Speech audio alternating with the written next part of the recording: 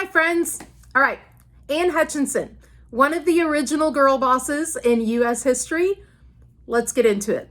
Have a deep dive here. Anne Hutchinson, born in England in 1592, right near the turn of the century, and her dad was a Puritan minister.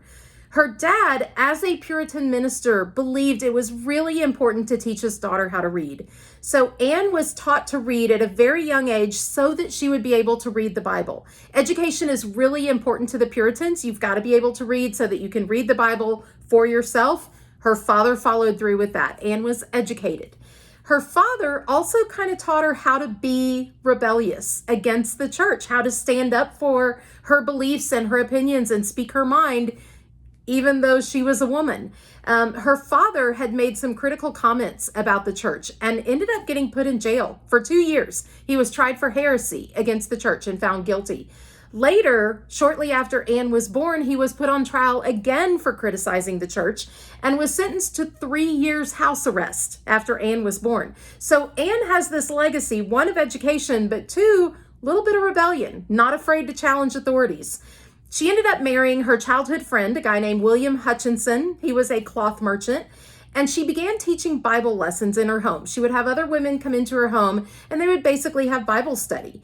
The Hutchinsons became followers of Puritan minister John Cotton. John Cotton preached the Puritan theory of predestination. Predestination is the belief that God has preordained who's going to heaven and who's going to hell. From the moment of birth, God knows who's going to heaven and who's going to hell because God is all-knowing. Damnation, though, according to Cotton, can be determined by earthly behavior. And if people don't follow certain rules of the society, they can be damned. They can be kicked out of heaven. When Charles I became King of England, Charles I was a Stuart from Scotland, and he had some Catholic sympathies. He converted to Anglicanism in order to become the King of England, but he still in his heart had a lot of Catholic sympathies. And because of that, Charles I is the King of England who began to persecute Puritans. And Puritans no longer felt safe in England, so they started to flee the country. Puritan minister John Cotton fled to Boston in 1633. Anne and her family fled to Boston a year later. So you have this mass exodus of Puritans out of England. They end up in Massachusetts, in what becomes the Massachusetts Bay Colony. When Anne arrived in America, she was 43 years old, had already had several children. She joined a group of women in Boston who were healers. They worked as healers treating illnesses. They assisted in childbirth. And she also began to kind of hone and speak, become a preacher, developing her religious philosophy in which she believed that heaven was attainable to anybody who developed a personal connection with God. She believed anybody had the ability to develop a personal connection with God. That behavior doesn't determine whether someone goes to heaven. It's that personal connection. And if behavior can't determine whether you get into heaven, then according to Anne's theory, behavior can't determine if you get kicked out of heaven. And because of this philosophy, it's called antinomianism, the idea that God's grace has freed a Christian from having to follow any of these moral laws. Because of that, that's when the Puritan leaders in Massachusetts Bay got a little bit upset with Anne, because this idea of not obeying established moral laws is in direct violation to Puritan doctrine. By 1636, Anne was holding 2 meetings a week in her home with up to 80 people in each meeting, and it included both men and women. This is important because it's not just what Anne was preaching, it's the fact that it was a woman preaching to men. And some of these leaders were pretty high political leaders in the colony. And that's a fear to the Puritan men who want to keep everybody in their box and keep everything under control. After a year of preaching in this way and holding these meetings in her home, the Puritan leadership felt that Anne's preaching could cause dissent, and they did not tolerate dissent in Massachusetts Bay. You didn't speak out against the church. You didn't challenge the laws. You followed the rules. You stayed kind of in the box that the Puritan leaders had subscribed for you. If Anne continued to preach, it wasn't just the ideas that she was preaching that undercut the morality of the laws in that community. It was the fact that it might encourage other women to rebel against men. It might upset the balance of male dominance over females in that colony. And that was not something that Puritan leaders wanted to deal with. Governor John Winthrop and John Cotton feared that Anne was becoming a separatist, that she was pushing to divide the church, that her dissent, her preachings were going to lead to further dissent. And so Cotton and other clergy leaders in the colony passed resolutions designed to end any dissent. They included one that specifically forbid meetings in Anne Hutchinson's home. They were targeting her specifically. Anne ignored that order because Anne likes to be a little bit of a rebel. Reverend Cotton described her meetings as, quote, a promiscuous and filthy coming together of men and women. Super kind of sleazy, according to Reverend Cotton. In 1637, Anne gets called to court because this wasn't going to be able to continue just letting her get away with this. She gets called into court, and at this time, she's several months pregnant. I can't remember what child it was. She ended up getting pregnant with 15 children. Not all of them survived to adulthood, but she was pregnant a lot. And she was pregnant in 1637 when she gets called into court. And during her testimony, she testified that God spoke to her directly, that she learned how to interpret scriptures for herself through these messages from God.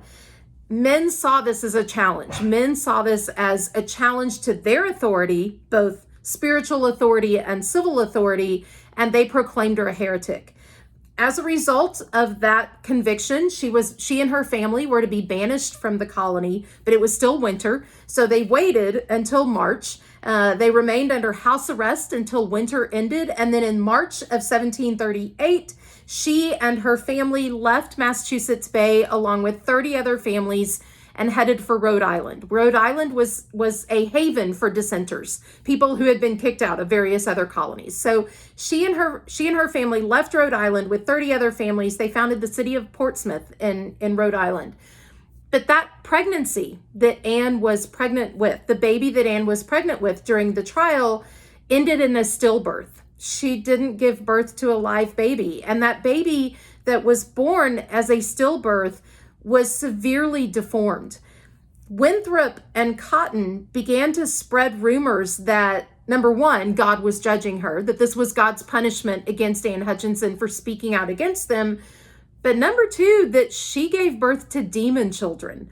And that was the phrase that they used. Governor Winthrop would give these physical descriptions of babies that had devil-like horns and claws, and any of her followers were also giving birth to these demon children. Anne eventually gave birth to 15 children overall. One died in infancy, 2 others died in illness when they were young children. But to have this sort of slander that if you listen to Anne Hutchinson, you're going to lose your baby or you're going to give birth to a demon child, it's part of that undercurrent of how we're going to keep women in control. Her husband, William, died in 1642. And after his death, ministers from Massachusetts were sent to Rhode Island to try to get Anne to renounce her comments, to renounce her beliefs. Again, they're still trying to rein her in, even though she's no longer in Massachusetts Bay. She refuses. And these leaders from Massachusetts were saying, hey, we're about to take over Rhode Island, so you need to renounce your beliefs. And she said no. She took her children, her remaining children, and they moved to New Amsterdam, what will later become New York, to get away from kind of the Massachusetts leaders.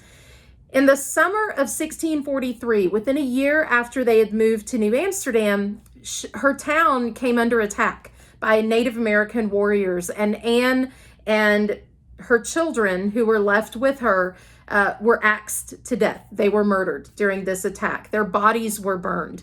There was one surviving child, one surviving daughter of Anne Hutchinson, who was out picking blackberries, I think, when the attack happened, and she hid. She ended up being discovered and was kidnapped by the tribe and raised by them for 9 years. I think she was 9 years old at the time. She eventually returned to Boston. When Governor Winthrop of Massachusetts Bay heard about Anne's death, he believed that his prayers had been answered. He saw her death and the manner of her death as a just a just cause for which God was delivering justice. This was how it was supposed to happen. He said that an instrument of the devil had been dealt with justly by this savage attack. He later wrote about Anne. He called her an American Jezebel. This language that is used to I guess, lower the status of women to just sexual objects or an instrument of the devil, an instrument of no morals. She died in a sense for her beliefs. I mean, had she not been in that position, in that place, she wouldn't have been killed in that way. She was on the books as remaining a convicted criminal until 1987. In 1987, she died in 1643. In 1987, the Massachusetts governor, Michael Dukakis, officially pardoned Anne Hutchinson. So she was officially cleared of any wrongdoing, but it took 300 years to do it. And she remains one of U.S. history's first and greatest girl bosses. All right, more later.